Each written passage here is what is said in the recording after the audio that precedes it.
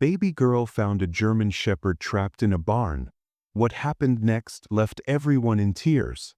If you think love is just a word, wait till you hear what this little girl did when she found him lying there, helpless, hopeless, and nearly gone.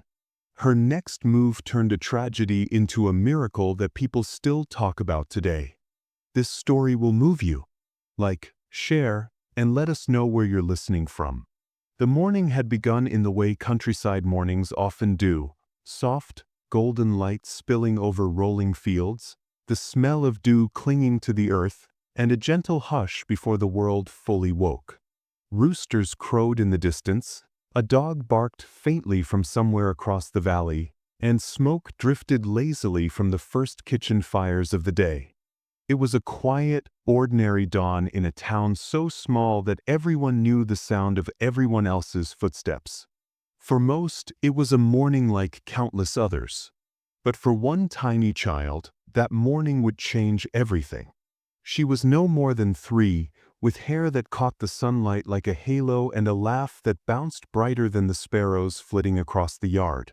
The little girl wandered near the old barn at the edge of her family's property, her small shoes crunching on the gravel path, her giggles echoing into the silence. To anyone watching, she was just playing, lost in the simple wonders of her tiny world, chasing a butterfly, patting the grass, picking up a pebble and admiring it as if it were treasure. Nothing about her seemed unusual. Nothing about the morning hinted that something extraordinary was hidden behind the worn wooden doors of that barn. Then she stopped. Her laughter stilled. The butterfly fluttered away unnoticed. She tilted her head, as only children do when they hear something adults fail to catch.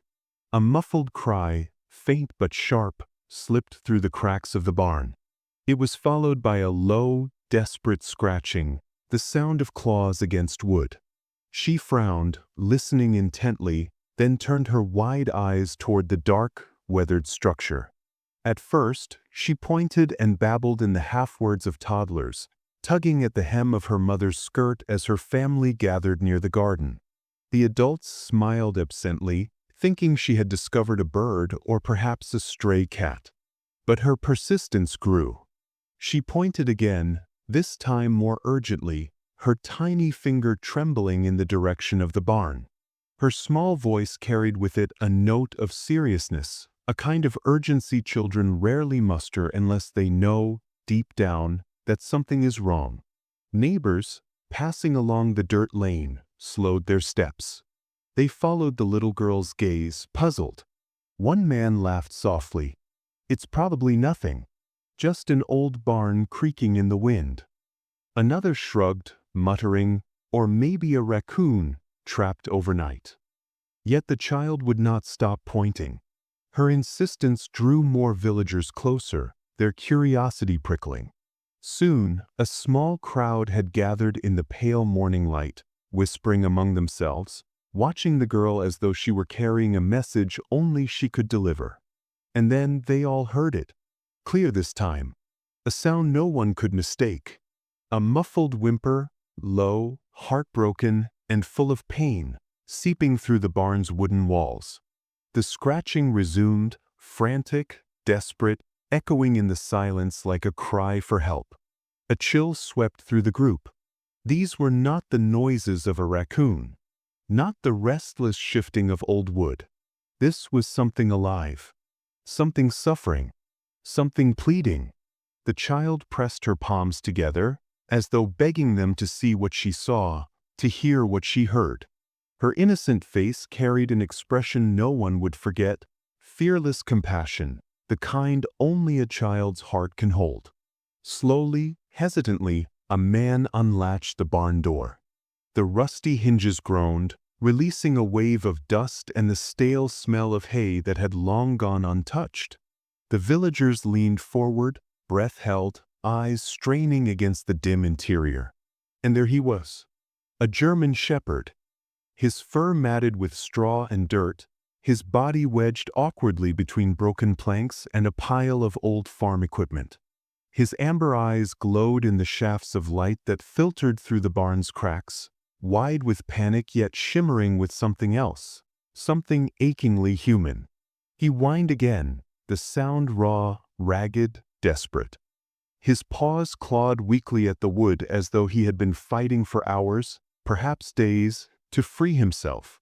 Gasps rippled through the crowd. Some covered their mouths. Others exchanged bewildered glances. A dog?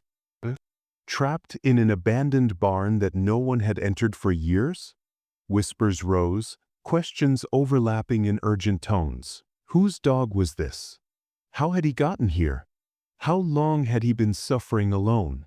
And perhaps most haunting of all, why had no one heard him until now? The little girl, her eyes wide with wonder and sorrow, took a step forward. She was the first to see him, the first to insist something was there, and now she stood gazing into the barn as if she had been waiting for this moment all along. While the adults hesitated, frozen in shock and confusion, the child's innocence allowed her to move without fear. She stretched out her small hand, not yet close enough to touch, but enough to show the shepherd that he was no longer invisible. And in that moment, with the town gathered, with hearts pounding and breaths caught, a truth settled heavy in the air. This was not going to be an ordinary rescue.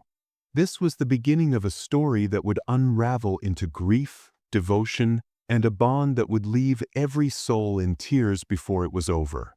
The little girl's world was one painted in shades of innocence. Her days were filled with laughter, tiny adventures that unfolded within the safe circle of her family's small countryside home. She was the kind of child who found wonder in everything, whether it was a butterfly resting on a flower, the sound of rain pattering against the window, or the warmth of her mother's arms after a tumble on the grass. Life for her was simple, secure, and wrapped in the quiet rhythms of the town. In her father's company, she learned how to toddle after chickens in the yard, squealing when they fluttered away, and in her mother's care she learned the gentle lull of songs sung at dusk, songs that carried her off to sleep with promises that tomorrow would be just as sweet. That morning had begun just like any other. The sun poured over the rooftops, casting the town in a warm, golden glow. The fragrance of freshly baked bread drifted from the bakery down the road, and neighbors exchanged greetings as they swept porches and watered gardens. A sense of peace lingered in the air, the kind that belongs only to places where nothing ever seems to change. The little girl, dressed in a pale dress with soft ribbons fluttering in her hair, played happily by the garden fence, clapping her hands at the sight of passing birds. The adults watched with indulgent smiles, too caught up in their morning routines to imagine anything unusual could disturb such serenity. But the innocence of children carries with it a sharper awareness, a sensitivity often dulled by grown-up worries. As the morning stretched on, she paused mid-step, tilting her head toward the barn that stood just beyond the path. Her ears had caught something, a faint sound, easy to dismiss yet impossible to ignore. It was so soft that the others didn't notice, but her small body turned instinctively, eyes narrowing, lips parting in curiosity. She stood still, listening, the way a child might listen for the call of a hidden bird or the whisper of a fairy. Then came the cry. It was muffled, broken, the kind of sound that brushed against the edges of the heart even before the mind could place it. Her little hands clutched the fence, and she gasped, pointing in the direction of the barn. "There!" She squealed in her toddler's voice, eager to share her discovery. But the adults barely looked up. Her mother hushed her gently, assuming she was playing make-believe, weaving another story from her wild imagination. Her father chuckled softly, brushing the dust from his trousers, and told her it was probably the creak of the barn's old beams. Others, passing by, shook their heads with knowing smiles. Children heard all sorts of things, after all, but the little girl wouldn't let it go. Her finger remained outstretched, her eyes wide and unblinking, fixed on the shadowed cracks of the barn. She tugged at her mother's hand insistently, her tiny voice rising in tone. "Listen," she cried, stamping her foot the way only toddlers do when they know they are being ignored. Still, the adults dismissed her, patting her on the head and telling her to return to her play. The second sound came sharper, louder this time. It silenced even the chatter of the lane. A scratching, frenzied, desperate, echoed from behind the barn's walls, followed by another low cry, raw with anguish. The little girl's persistence suddenly took on a weight the grown-ups could not ignore. They exchanged glances, unease creeping across their faces. Curiosity prickled, and one by one, they turned toward the barn, their footsteps crunching on the gravel as they drew nearer. The villagers gathered, forming a hesitant circle. Whispers rippled among them, nervous speculation riding on the breeze. "What was that?" one woman asked, clutching her shawl tighter. "Could it be an animal trapped inside?" Another wondered aloud, though her voice trembled with doubt. Children peeked from behind their parents, their eyes wide with a mixture of fear and fascination. Still, the little girl stood at the center of it all, her expression unwavering, as though she alone understood the urgency of the moment. Her determination grew stronger, her gestures more insistent. She pointed again and again, her voice rising in small bursts of alarm. Though she could not explain it, she seemed to know that what lay within the barn was no ordinary secret. Each sound that broke through the silence made her flinch, but she did not step back.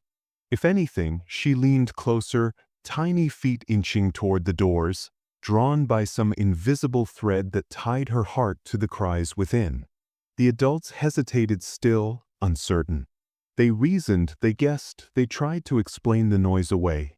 Yet each time the scratching came, each time that sorrowful whimper reached their ears, the excuses faltered. The girl's persistence had cracked the shell of disbelief. Their curiosity was turning into concern. What if she was right?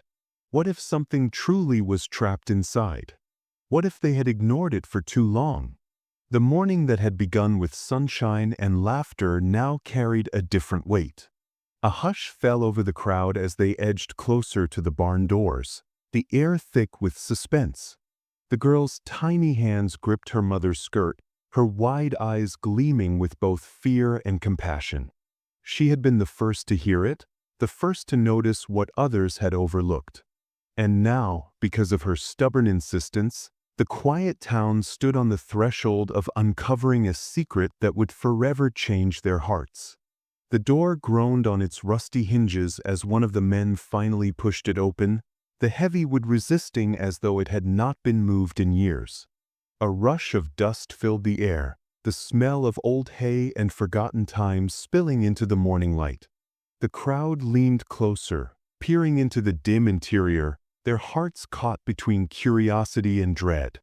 The barn was darker than they expected, its windows caked with grime, letting in only slivers of sunlight that sliced through the air like blades.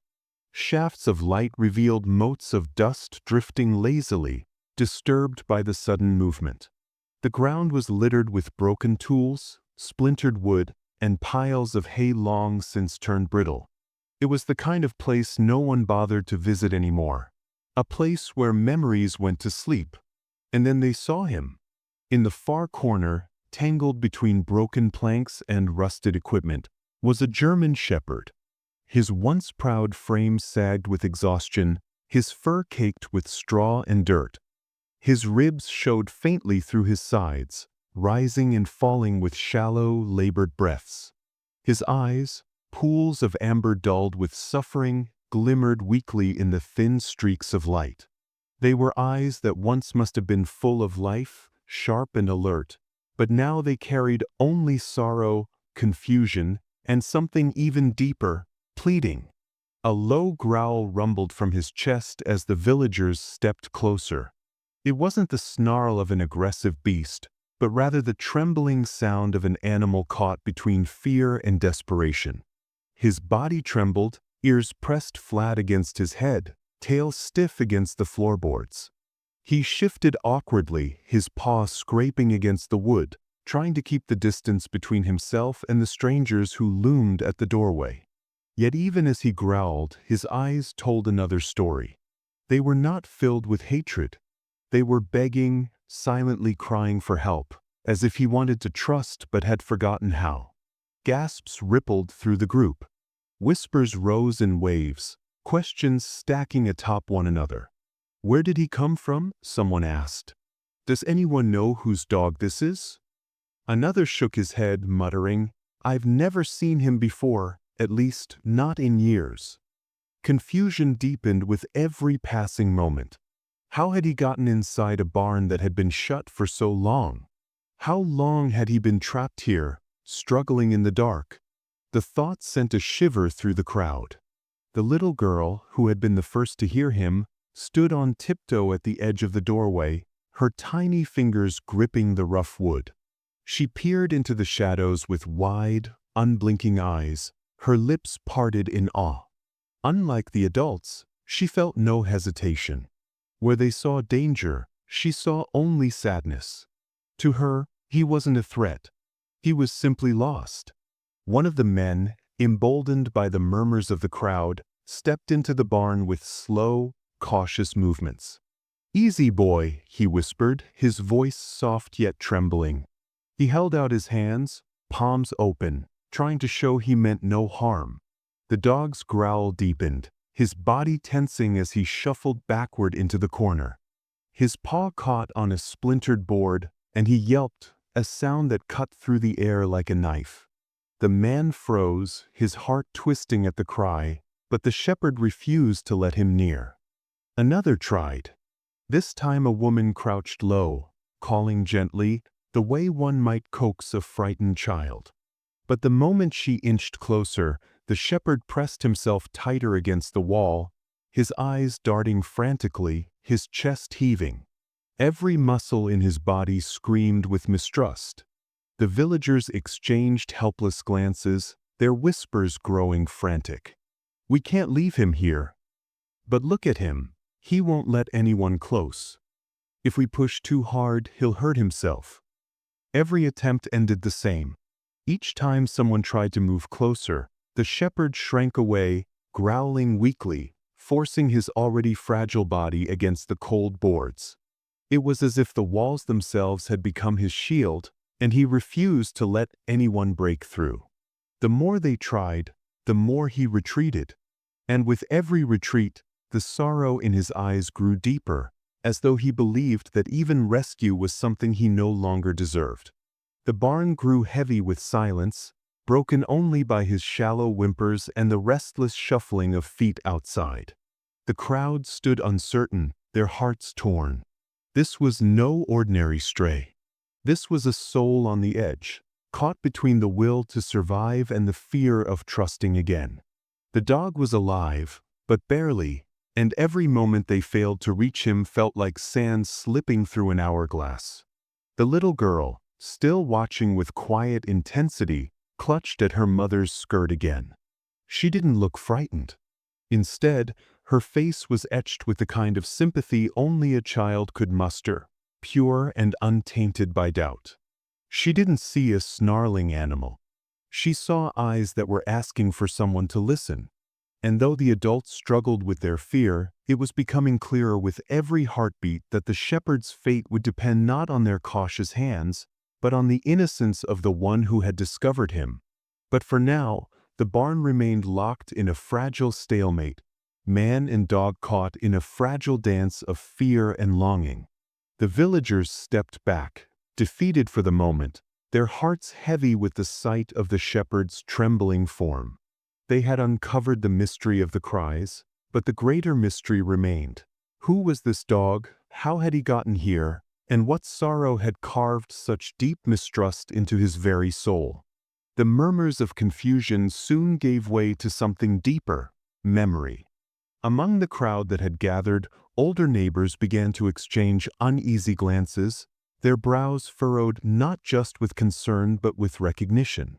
One elderly man, his hands rough with years of labor, squinted into the barn and then shook his head slowly, as though a ghost had risen before him. "I know that dog," he whispered, his voice trembling. Heads turned toward him, curiosity igniting like sparks in dry grass. That barn, it used to belong to Henry, the farmer who lived here with his shepherd. The name stirred the air like an old wind rattling forgotten shutters. Henry, the kind old farmer with a gentle smile and a heart big enough to welcome everyone who passed by. He had lived on the edge of the village for decades, tending his fields with a steady hand, greeting neighbors with warm words, and always accompanied by his loyal German shepherd. The image surfaced vividly in the minds of those who had known him. Henry walking the dusty road at dawn, the shepherd padding faithfully by his side. Henry sitting outside the barn in the evenings, the dog resting at his feet as the sky turned gold. In soft waves, the stories began to flow. A woman recalled how Henry would bring baskets of fresh apples to the market, his shepherd carrying the smaller bundles in his mouth, prancing proudly as though he knew he was part of something important. Another man remembered how the dog guarded the farm faithfully at night, barking only when strangers approached, never out of malice but out of duty. Children once played near the barn, and Henry would laugh, tossing them apples while the shepherd nudged them gently, herding them back when they wandered too far. To those who remembered, it was impossible to separate the man from the dog. They had been a pair, one heart split between two bodies. But then, with the weight of inevitability, came the darker memory. Henry had passed away. It had been years now, though no one liked to dwell on it. He had grown older, weaker, until one day he simply didn't come down the road anymore. His laughter no longer carried across the fields, and the barn, once alive with the sounds of animals and work, fell silent. After his passing, the property had been abandoned, left to decay beneath the seasons. And the shepherd? He had vanished. No one knew where he had gone, only that one day he wasn't there anymore. Some assumed a neighbor had taken him in. Others thought he had wandered into the woods, searching for his master until hunger or time claimed him. It was easier not to ask too many questions. Now, staring into the barn, the pieces began to align. That shepherd, cowering in the corner, weak and broken, he was the same one. Older now, his once strong body weathered by the years, but unmistakable. The villagers gasped as the realization swept through them like a chill. This wasn't just a stray. This was Henry's dog, the one who had vanished after his master's death. The air thickened with the weight of the revelation. The whispers grew heavier, tinged with awe and sorrow. "He came back," one woman murmured, clutching her shawl tighter. "All these years, and he returned to the only place he knew as home." Another shook his head, eyes glistening. "No, not just returned, he never left. He's been coming back. Waiting. Grieving." The words struck like a bell tolling in their hearts. Flashbacks filled their minds, unbidden yet sharp. They could see the dog again, standing at the barn's edge, his amber eyes watching Henry as he worked. They remembered his bark, deep and steady, echoing across the fields. They remembered how he would run to Henry's side at a single whistle, as though the two were bound by invisible threads. To imagine that bond severed was painful enough. To realize that the shepherd had carried the weight of that loss alone all these years, returning again and again to a barn filled only with shadows, it was almost unbearable. The little girl, too young to know the details of Henry's life, seemed to sense the gravity nonetheless. She watched the shepherd not with fear but with wonder, her small face solemn, as though she understood more than words could explain. Her tiny voice broke the silence. "He's waiting." The simplicity of her words sank into every heart present.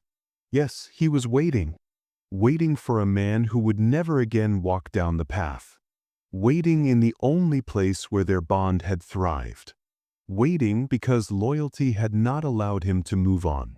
Some of the villagers turned away, unable to meet the dog's eyes. Others wiped at their cheeks, ashamed of the tears but powerless to stop them. There was something hauntingly pure about the shepherd's devotion, something that cut through the cynicism of adulthood and reminded them all of truths they had long forgotten. Loyalty. The inability to let go when the heart refuses to accept finality. Inside the barn, the shepherd shifted, his body quivering as he tried to stand taller, though his legs trembled beneath his weight. His growl was weaker now, less defensive than before, as though even he recognized the faces staring back at him. They were not strangers, not entirely. Perhaps he remembered them faintly, echoes of days when Henry's laughter filled the air and children's voices danced outside the barn. Perhaps that's why he had returned here, to this exact place, where the scents and shadows of his masters still lingered. The villagers exchanged a collective sigh. The mystery of how he had ended up here was no longer a mystery at all. He had never truly left. He had wandered, yes, but his heart had remained tethered to this place. To Henry, to the barn that had once been home. And now, after years of grieving, he had come back one last time, still waiting, still hoping for something that could never come again. The barn had fallen into a hush, the air heavy with dust and sorrow. The shepherd's amber eyes darted from face to face, his chest heaving with shallow breaths. He was trapped, not just behind rotting planks and piles of hay, but in the prison of his own grief. The villagers, stirred by the girl's words and by their own aching hearts, knew they had to act. But how do you rescue a creature who refuses to be saved? One man stepped forward with a coil of rope, his jaw set with determination. "If we can just slip this around him," he murmured, "we can guide him out." He edged closer, careful with each movement, but the shepherd's growl rose low and steady, like thunder before a storm. His ears flattened, his body pressed deeper into the corner. The man hesitated, then tried again, tossing the loop gently toward him. The rope landed just short, brushing against a piece of broken wood. The shepherd lunged back with a sharp bark, his teeth flashing, fear blazing through his exhaustion. The rope fell uselessly to the ground. Another villager tried a different tactic. He carried a piece of bread and slices of meat, crouching low as he held them out. "Here, boy," he coaxed, his voice as soft as he could muster. The scent wafted through the barn, reaching the shepherd's twitching nose. For a heartbeat, his eyes flicked toward the food. Hope flared in the villagers' chests. But then, just as quickly, he turned his head away, pressing against the shadows, refusing the offering. It wasn't hunger that kept him bound here. It was something stronger, something rooted deep in his heart. A woman near the doorway shook her head slowly, her voice breaking the silence. "He doesn't want food. He doesn't want rope. He wants something else." Her eyes shifted to a far corner of the barn, half hidden beneath piles of hay and broken boards. There, beneath the layers of dust and years gone by, sat an old basket, frayed at the edges, faded cloth spilling out. The villagers followed her gaze, and realization dawned like a thunderclap. It wasn't just a basket. It was the basket, the one Henry's shepherd had always been seen carrying alongside his master. Worn, patched, but still intact, it was a piece of memory left behind, a piece of the bond that death itself had not severed. The shepherd's eyes flickered toward it, his growl softening into a whimper. He refused to leave because that basket was still there. His past, his purpose, his master's shadow stitched into every frayed thread. The villagers exchanged helpless looks. If they tried to take it, he would fight. If they tried to drag him out without it, he would never follow. For a long moment, it seemed impossible. And then came the sound of small footsteps. The baby girl, who had been clutching her mother's skirt, loosened her grip and stepped forward. Gasps rippled through the crowd as she toddled into the barn, her little shoes crunching softly on the straw. "No, wait," her mother called, panic tightening her voice, but the child did not stop. She walked with the unshakable confidence only innocence can carry, her tiny hands outstretched as if she held the very key to the shepherd's heart. The German shepherd stiffened at first, his body coiled, ears twitching. A warning growl escaped him, though weaker this time, uncertain. The girl stopped, crouching down in the straw just a few feet away. Her big eyes locked on his, unblinking, calm. And then, in a voice no louder than a whisper, she said, "It's okay." The words floated in the air, fragile yet powerful, reaching the shepherd in a way nothing else had. She crawled closer, inch by inch, her small frame unthreatening, her giggles replaced by soft, soothing murmurs. "Good doggy, don't be scared." The shepherd's growl faltered, his ears twitching forward, his eyes shimmering with confusion. He had fought against ropes, rejected food, resisted every coaxing call. But here, before him, was a child, pure, fearless, offering only trust. The villagers held their breath, every second stretching into eternity. The girl reached out a tiny hand, letting it hover in the air between them. The shepherd trembled, torn between fear and longing. His chest rose and fell rapidly, his claws scraping against the boards as he shifted. And then, with a sound more sigh than growl, he lowered his head. Slowly, hesitantly, he took one step forward. Then another. His nose brushed the little girl's fingers, trembling, uncertain. A ripple of gasps swept the barn as the moment unfolded like a fragile miracle. The child's hand touched his muzzle, stroking gently, and the shepherd did not pull away. Instead, he sank lower to the ground, his body collapsing in surrender, as though all the years of grief, mistrust, and loneliness had finally broken under the weight of her innocence. Tears welled in the eyes of the villagers as the girl reached behind her, pointing to the basket in the corner. "You can bring it," she whispered softly, as though she somehow understood. The shepherd's gaze flicked toward the basket, then back to her. With a low whimper, he crawled forward, inch by inch, until his body lay half across her lap. His eyes closed, a faint sigh rattling through his chest. He had fought so long to keep the world away. But now, here in the touch of a child's hand, he had found permission to rest.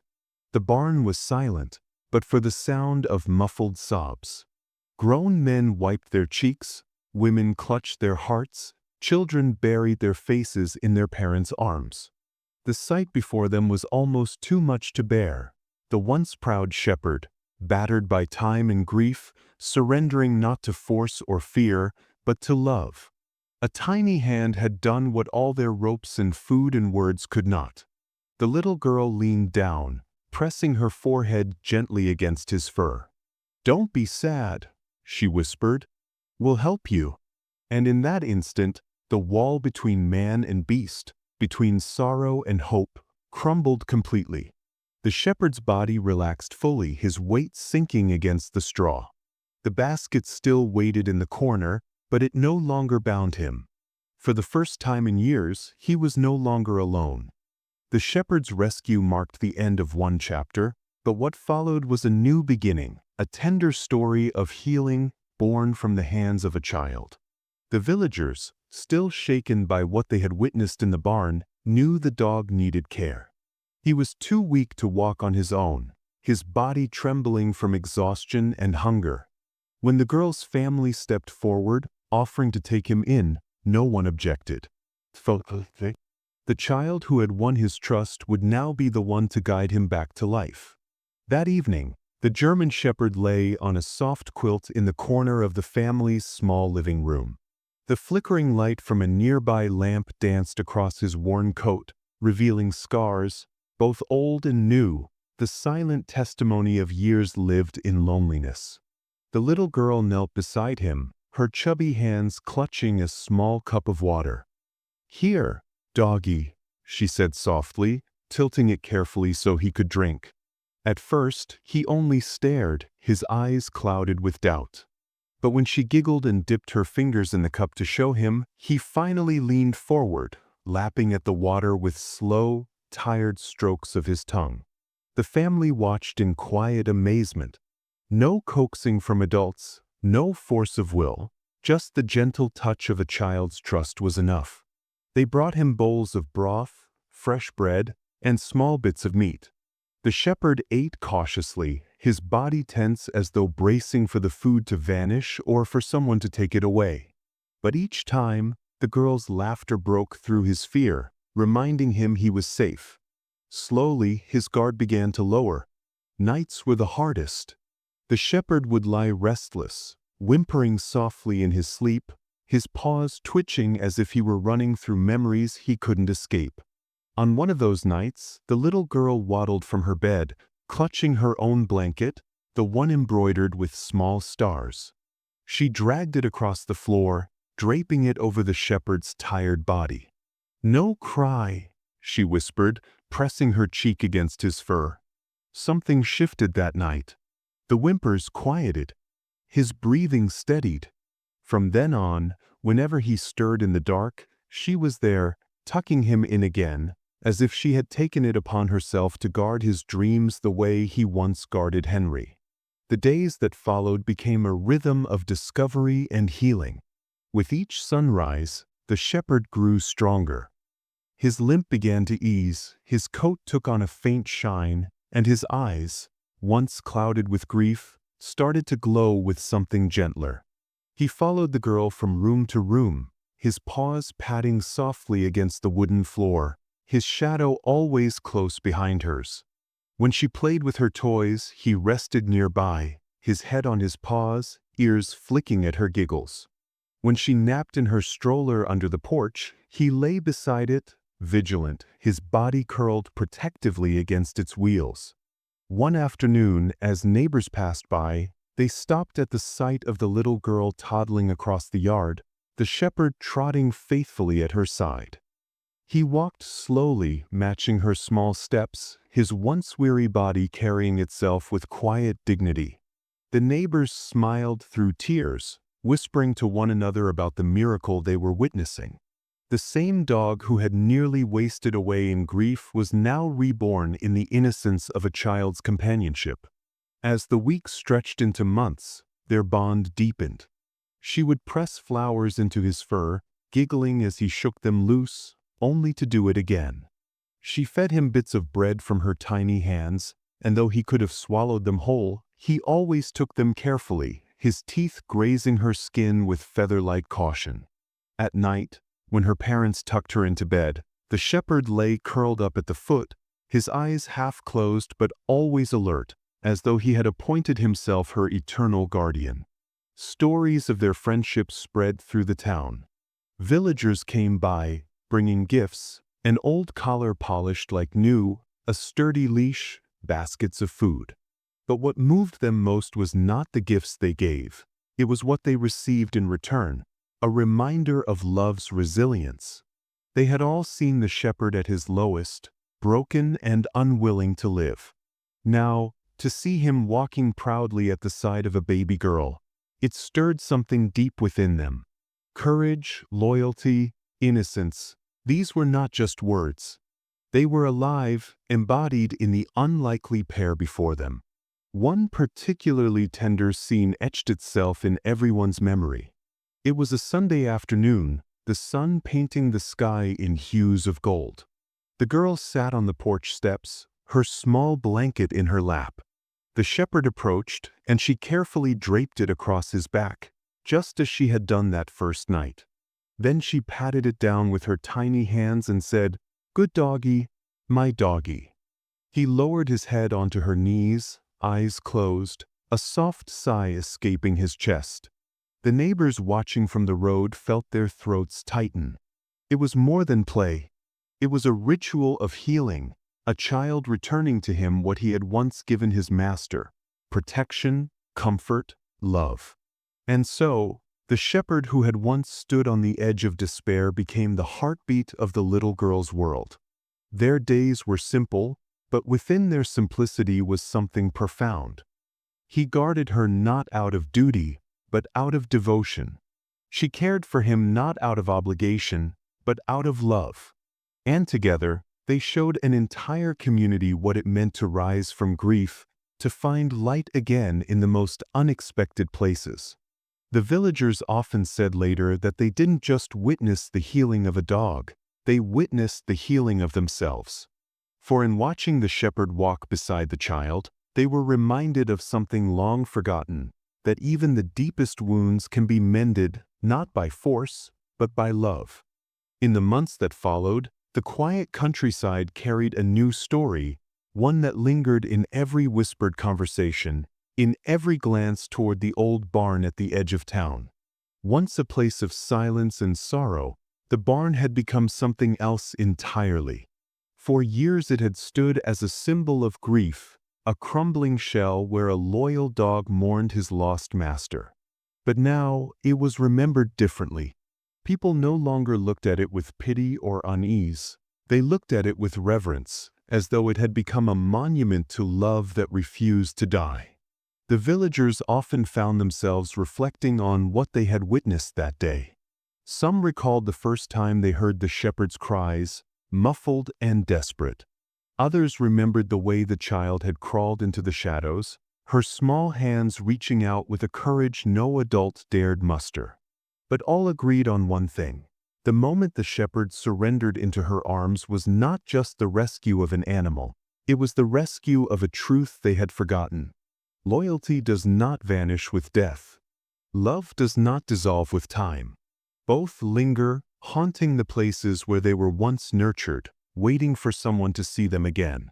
The barn was no longer just Henry's abandoned property. It was a place where love had endured beyond the grave. A place where grief had built walls, only to have those walls torn down by a child's laughter and innocence. The German shepherd, once gaunt and hollow-eyed, was now a symbol of that transformation. His healing mirrored the truth that wounds, whether borne by man or beast, do not close by force or by forgetting. They close when met with compassion, when touched by hands too small to judge and too innocent to doubt. Villagers often gathered on porches, recalling the sight of the shepherd walking beside the baby girl. "Do you remember how he looked at her?" one neighbor would say, as if she was the only thing anchoring him to this world. Another would add, and maybe she was. They saw in him the embodiment of grief turned into devotion, despair reshaped into purpose. It was as though the shepherd had taught them that even in their own lives, love could still be found on the far side of sorrow. And for the little girl, she carried the lesson without even realizing it. She was too young to understand words like loyalty, compassion, or grief. But in her actions, tucking a blanket over him at night, feeding him from her own small hands, resting her cheek against his fur, she lived those truths more clearly than any sermon could preach. She became a reminder to all who watched that sometimes the smallest hearts see what the largest overlook. The barn itself became a quiet pilgrimage site of sorts. Visitors would stop, peering into the place where the dog had once been trapped, marveling at how something so broken could give rise to something so beautiful. Parents would tell their children the story of the loyal shepherd who would not abandon his master's memory, and the baby girl who reminded him, and all of them, that love can build bridges back to life. What was once a place of sorrow became a lesson in hope. And the shepherd? He no longer returned to the barn at night. He no longer pressed himself into its corners or howled at its emptiness.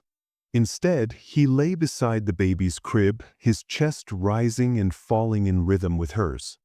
He walked the dusty roads of the town with his head held high, no longer the ghost of grief but the guardian of joy. He was living proof that healing doesn't mean forgetting. It means finding a way to carry the memory forward without being crushed by it. It was often said that the baby girl had saved him, but many believed the opposite was true as well. In saving him, she had unknowingly gifted the entire community with a truth they sorely needed: that innocence, compassion, and love have the power to heal even the deepest scars. That sometimes, when adults grow weary with cynicism and doubt, it takes the heart of a child to remind them of what really matters. The narrator's voice lingers here, soft and steady. Sometimes, children remind us of truths adults forget: loyalty, compassion, and the courage to love again. This story was not just about a dog trapped in a barn. It was about the way grief clings, the way loyalty endures, and the way even the heaviest sorrow can be lifted by the smallest hands. It was about remembering that love, no matter how buried, never fades. It waits, patiently, for someone to uncover it once more. And so, the tale of a baby girl and a German shepherd became more than just a memory. It became a living parable, a reminder etched into the hearts of everyone who heard it. The barn would stand for many more years, weathered by storms, wrapped in ivy, but it would never again be seen as abandoned. It was a place where loyalty had lingered, and where love, through the innocence of a child, had finally found a way home. This wasn't just the story of a barn and a dog. It wasn't simply about broken wood, dusty hay, or a frightened shepherd waiting in the shadows. No, this was the story of love that refused to die, of loyalty that clung to memory long after the world had moved on.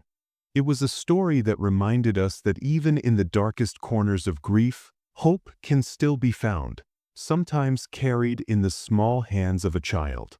The German shepherd's vigil in that abandoned barn was more than an act of sorrow. It was a testament to devotion. And when a baby girl's innocent heart reached across that divide, she didn't just rescue a dog. She awakened a lesson for all of us. That healing can begin in the most unexpected places. That compassion has the power to break chains grief could not. That love, true love, never fades. So, the next time you pass by a place heavy with silence, or meet eyes filled with unspoken pain, remember this story. Remember the barn that became a sanctuary of hope. Remember the shepherd who found life again, not through strength, but through the purity of a child's love. And if this story touched your heart, share it. Share it with someone who still believes in loyalty that outlives loss, in love that never breaks, in healing that begins with the simplest kindness. Because sometimes, all the world needs is a reminder that love is eternal.